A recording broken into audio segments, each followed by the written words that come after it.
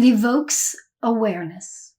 Marker number 9 says that the coach invites the client to generate ideas about how they can move forward and what they're willing or able to do. So there's a couple of pieces to this. As you are working with your client and exploring the topic, exploring the challenge, and exploring options, you want them to generate these ideas about, well, what could be different? What could I do differently? How could it be different? How could it look different? What are different ways to tackle this or to handle this or whatever's appropriate for their topic? So there's that piece where you're actually getting the client to throw new things on the table for consideration. There's another piece of this that is, and now that we've talked about all of that, all that you could do, well, what will you do? Right? What are you able to do? What are you willing to do? And what do you want to commit to do? Right? So it's part of that process to identify the challenge, to identify options to deal with that challenge, and to identify what you're actually going to do based on what you talked about, what you're willing to do, and what you're able to do. Marker number 10 says that the coach supports the client in reframing perspectives. And so reframing is about, if I think of it from the perspective of maybe like a house, like a window frame, right? When we're looking at problems and situations, we all tend to look at them through a specific filter or a specific frame. It's like walking up to a house and looking through the living room window. And you can see things through the living room window.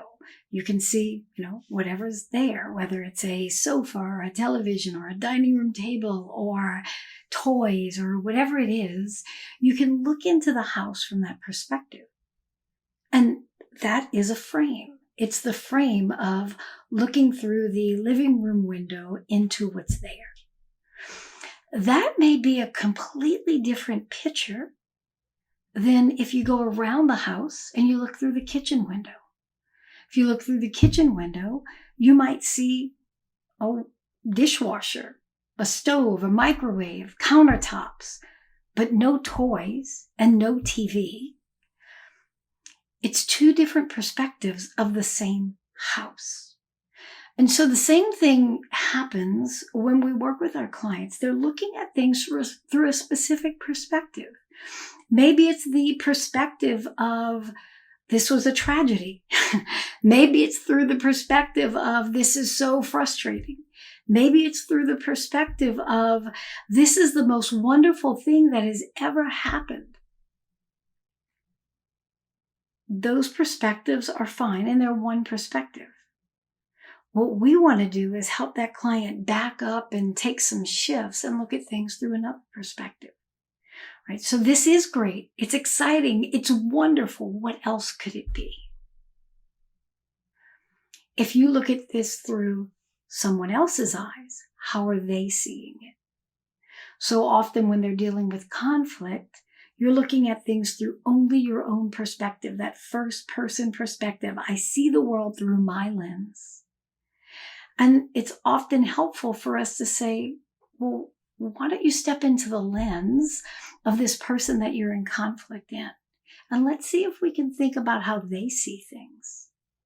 And so by looking at that same conflict from a different perspective, the client gets new information to work with. And then their perspective and their understanding widens. And number 11 is that the coach shares observations, insights, and feelings without attachment that have the potential to create new learning for the client. So I think that this marker is really important because often coaches think that coaching is just questions, and coaching is not just questions. Questions and knowing how to ask transformational and powerful questions are a skill of coaching, but it's only one skill. So we're doing some reflective questioning, reflective inquiry, taking what the client says, reflecting some of that back to them, and asking them a question that opens up new perspectives. We're also, as we're listening to the client, we're kind of taking this step back and seeing the whole picture. We don't want to get so deep into the weeds of what the client's saying that we can only see that little piece. We always want to step back and see the bigger piece. So we're seeing what the client's talking about in this little space, but we're also seeing what's happening around the client. We're seeing the other pieces that the client has brought into the picture that they've maybe left on the fringes. And that helps us to be able to make observations about what's happening. I hear you saying this, but I also hear you saying this. It occurs to me that when you are thinking about this thing over here that you were talking about, that you're talking about it like it's this other thing when they don't seem to be related. That's an observation. Of course, you want to take that observation and you want to follow it up with a powerful question of, how's it sound to you? Or how does that resonate with you? Or how do you see them as related? Or what connections are you making between the two? You might even ask, what's it like to hear me make that observation? So you want to be able to share those observations because it brings new insight, new learning to the client. We want to share our own insights, right? As long as we're not taking over the coaching session, our insights and our feelings can be really important. Maybe you have someone who is thinking that, well, to be successful, I have to go to school and I have to get a degree and I can't apply for any jobs because when I look at the job descriptions, I don't meet all 12 criteria.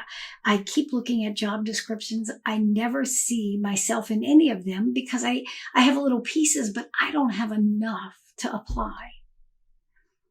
So some of the insight that you might give them and that I've given them in the past is that, well, you know, what I've seen happen and what I know to be true is that men will generally apply for a job when they meet one of the 20 criteria.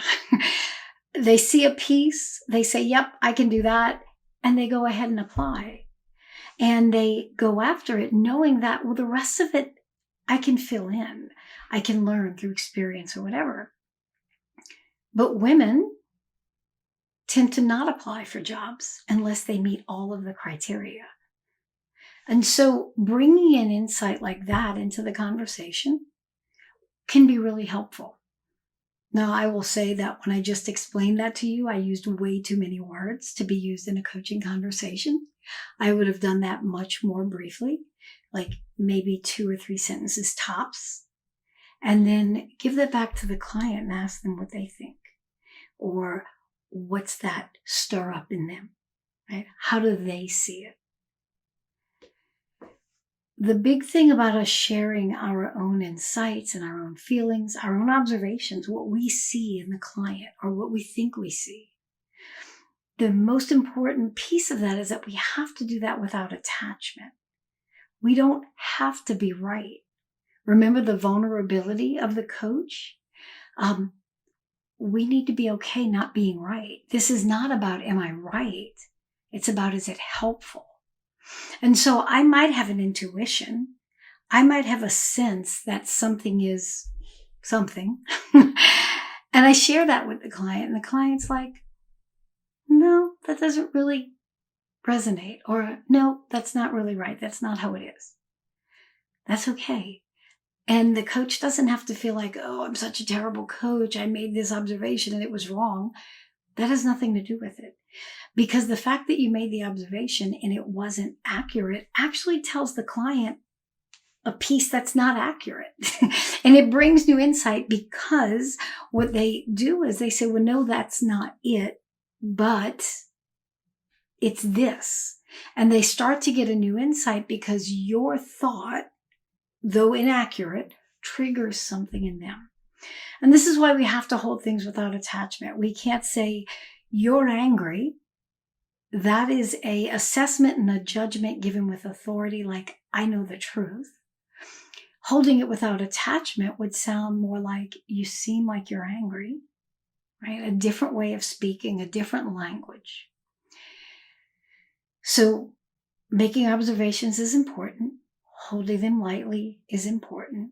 And the biggest thing that is really important is making sure that when we make these observations, it's for the client's benefit and not for the coach's benefit.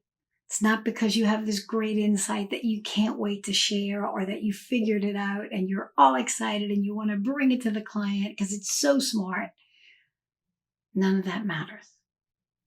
Is it going to create new learning for the client? That's what matters.